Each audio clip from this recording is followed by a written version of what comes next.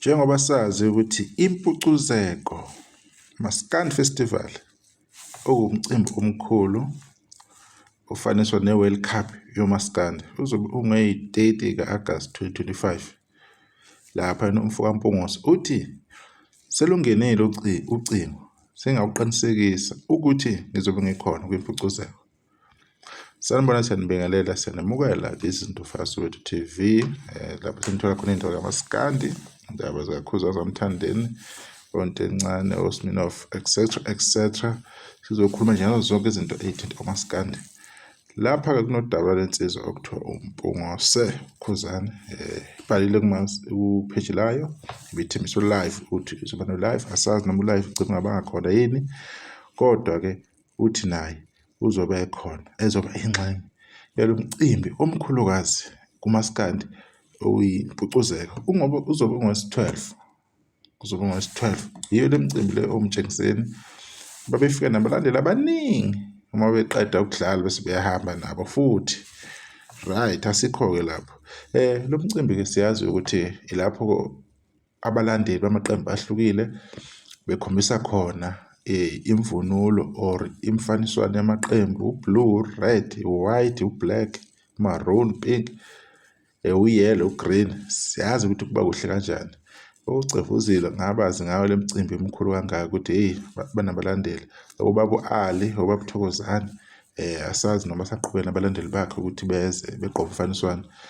ObaHube nobani. Sekwaba khona koMenzi-ke manje, sekwaba khona uSminoff manje, sekwaba khona igenge le oLimit, yabo. So asazi khona ukuthi kuzohamba kanjani-ke, noma uzobe umncane umnyango kuminyene utshumo.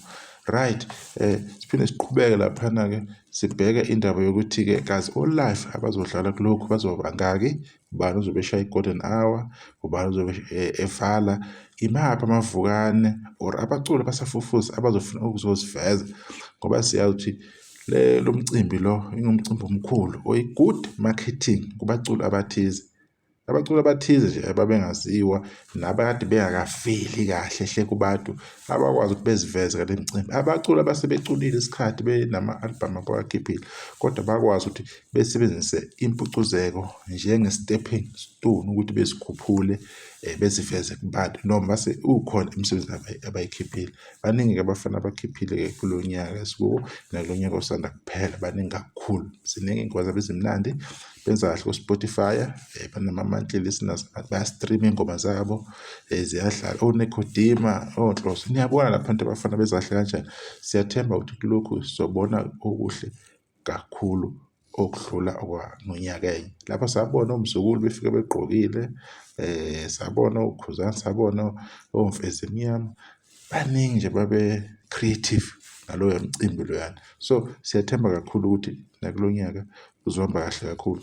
Lo mcimbi kalona asithembe ukuthi kube nazo igigaba, ngeke kuqashwe wonke umuntu, ilokho abantu kumele bekwazi. Angeke kuthathwe wonke umuntu, and futhi akumelanga siwulawule sibuze ukuthi ubani wayengekho. Lapha kuya ngemali, kuya ngama-agreement, kunokuthi ubani uvume ukudlala i-live, ukumima or i-CD or USB, depending on i-budget yomhleli womcimbi naye ukuthi wenze kanjani. Siyathemba ukuthi abafowethu, ingane zakwethu, insizwa zakwethu, odadewethu bazobhadeleka ngesikhathi, ngoba enye into abakhala ngayo abafowethu indaba yemali yokungafiki ngesikhathi, ama-invoice athi ngikhatsha awakakhiphi i-invoice, wakabhadala, uzothatha about 6 months athi ngikhatsha maybe uku-approve indaba yama-invoice. Uyayibona nto leyo. Ekubeni uma bevume ukuthi umcimbi bazowuxhasa, bazowuhlangabeza ngemali ethize. So asibonge kakhulu ukuthi sebeqalile abafowethu-ke, sebeprepare-ke u-Agasti 30 okuyizinyanga ezimbili, almost 8 weeks if I'm not mistaken. So ngaze nitshela usuku lukude kakhulu, kanti cha liseduze kakhulu. Abalindeleke abantu-ke okuhle, kodwa nathi sokusikhona-ke siveza iy'ndaba ey'thize uma kunama-update, abantu abazobe beqashwa kancane o-MC, sokusikuveza nje, yabo. Kodwa kulokhu-ke nje wasazi ukuthi-ke lo mcimbi ubujwayele ukuthi kube obani abawudominate-ayo. Siyacela phethe umcimbi kanje ikifake phela le genge le eza kamuva. Siyazi ukuthi kunabantu abacabanga ukuthi mhlawumbe umaskandi mabengekho bona kuba njani. nale genge le akayiniki ithuba izibonakalise, eyivale imicimbi, ishaye i-golden hour. Sebesebenzile abanye abafowethu, sebeyidlalile indima yabo, sekubonakala ukuthi yini abangayenza. Akukunikwe igenge lena iziprove nayo ukuthi ingobani, yini abangayenza, ngoba lento iyahlupha. Uma umculo usuhamba sekuthwala ukuthi laba abasaculi or abasadumile njengasekuqaleni, kukhane kunikezwa abantu at very late stage, engabe banikezwa manje bejwayele ihlwele, bejwayele ama-fans, bejwayele istage ukuthi sisinda kanjani, bekwazi ukumelana nayo yonke lonto leyo. Kungaze kulinjwe isikhathi eside. Yabona nje i-opportunity-ke le yokuthi-ke abafowethu abahleli bemicimbi bekwazi ukuthi benikele.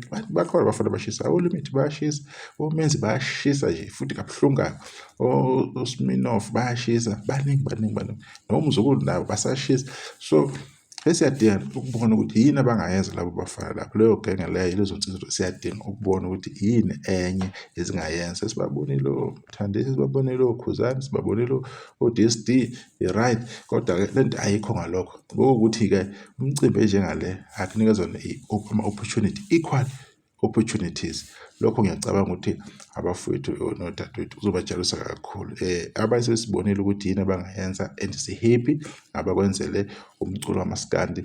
Siyabona abanye benza ama-record lapha ku-Spotify, abanye ku-YouTube, oSgadi Umzila, oMenzi laphana, oLimit, you can see ukuthi benzani. So leyo nto sesifuna-ke i-translate-ke iye kuphi, emcimbini, bebonakala abafowethu. Singagcini nje ukuthi sibabone lapha online, kodwa leyo nto leyo ibonakala physical emcimbini emkhulu.